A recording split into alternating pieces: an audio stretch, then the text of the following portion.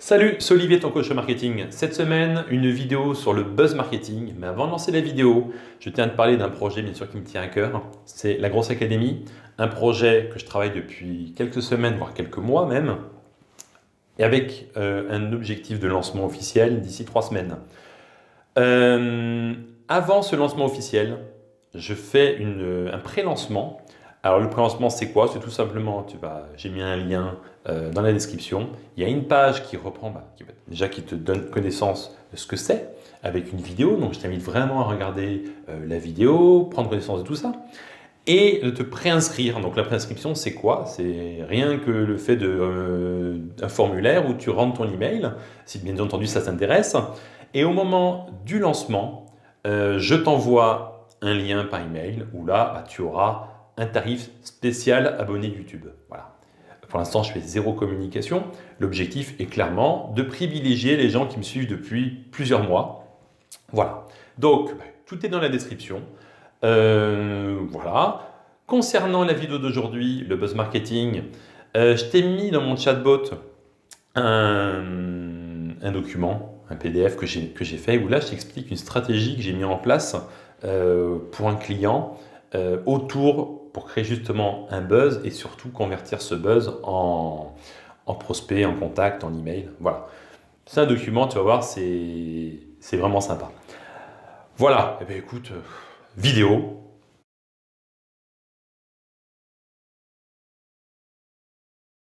Bon, aujourd'hui on va parler de buzz et je vais te montrer comment tu peux toi aussi créer un effet viral et l'utiliser pour te faire connaître, mais aussi récupérer énormément de contacts. Alors c'est quoi un buzz ? Le buzz, c'est un phénomène ou une technique de communication qui consiste à faire parler d'un produit ou d'un service avant même son lancement en entretenant un bouche-à-oreille intelligemment orchestré. On a toujours tendance à lier un buzz à un effet national voire international et donc des millions de personnes. Mais un buzz peut très bien se faire sur une micro-communauté, une niche, et à notre niveau, c'est ce qui va nous intéresser et c'est ce qui est le plus facile à mettre en place. Pourquoi faire un buzz ? Dans notre cas, le web marketing, ce qui va nous intéresser, c'est faire connaître très rapidement un service, un produit ou une marque. Donner à sa structure ou sa société une impression de dynamisme. Alors la question c'est comment on fait et qu'est-ce que ça fait intervenir comme compétence ? Première chose essentielle, la compréhension de la psychologie de groupe ou psychologie de foule. La foule est toujours intellectuellement inférieure à l'homme isolé. Sa capacité de raisonner de façon rationnelle se retire en faveur d'une domination de l'inconscient. Et l'inconscient d'une société, c'est lié à la culture. C'est pour ça qu'un buzz dans un pays peut très bien ne pas fonctionner dans un autre, si les cultures sont éloignées. L'information véhiculée par un buzz doit donc être simple, voire basique. C'est pour ça que certaines thématiques sont plus propices au buzz que d'autres. On peut imaginer faire un buzz autour d'un scandale, de l'humour, quelque chose d'insolite, de la peur. Comme d'habitude, les émotions. Et tout ça, si tu peux le lier à ta thématique, c'est vraiment très puissant. Ce que tu peux difficilement faire par contre, c'est un buzz sur une thématique sérieuse. Une découverte scientifique par exemple. Si tu veux faire passer un message sérieux, il faudra donc le détourner, le vulgariser, le caricaturer, en faire un scandale, pourquoi pas, pour toucher massivement des personnes sur ta thématique et faire émerger le vrai message par la suite. Comme on s'intéresse à la psychologie de groupe, il faut utiliser des outils propices à cela. Bien entendu, les réseaux sociaux comme Facebook ou Twitter sont parfaits pour créer un buzz car ils permettent de partager l'information. Autre aspect important dans les réseaux sociaux, les commentaires. Ils véhiculent une impression d'idée collective, une opinion que tout le monde partage et ça permet de renforcer le message. Par exemple, un buzz autour d'un scandale va être accentué par plusieurs centaines de commentaires négatifs.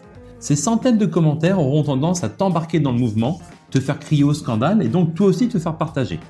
Bien entendu, quand on veut lancer un buzz, pour un démarrage rapide, il faut s'appuyer sur des leaders, journalistes, influenceurs.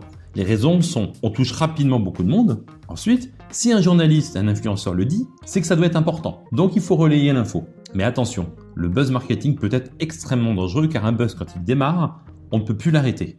Donc si tu choisis mal ton message à véhiculer, ça peut se retourner contre toi aussi bien en termes d'image qu'en termes d'aspect juridique. Alors une fois que tu as bien validé les différents aspects, que tu as tout orchestré, comment transformer le buzz en business ? Eh bien tu dois organiser déjà ton buzz pour qu'il t'emmène du trafic. Pense à l'aspect visuel dans une image, intègre ta marque, pense au storytelling dans le cadre d'une vidéo.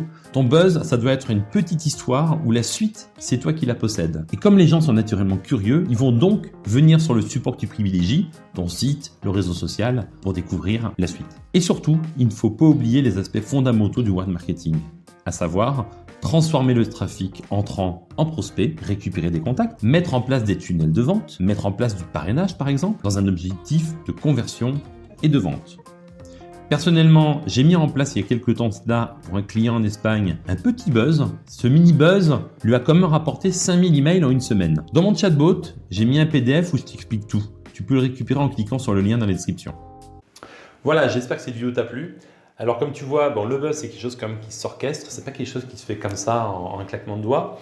Ce que je dis pas dans les vidéos, mais qui peut être intéressant, c'est bien entendu de regarder ce qui s'est passé dans le passé, parce que ce qui s'est passé dans le passé risque fortement de se reproduire dans le futur, parce que les gens ne changent pas. Voilà. Donc, quand tu vois qu'une vidéo, qu'une photo, les gens ont un engouement, c'est très bien de s'inspirer de ce qui a déjà fonctionné. Voilà. Et écoute, je te dis à la prochaine vidéo et à bientôt.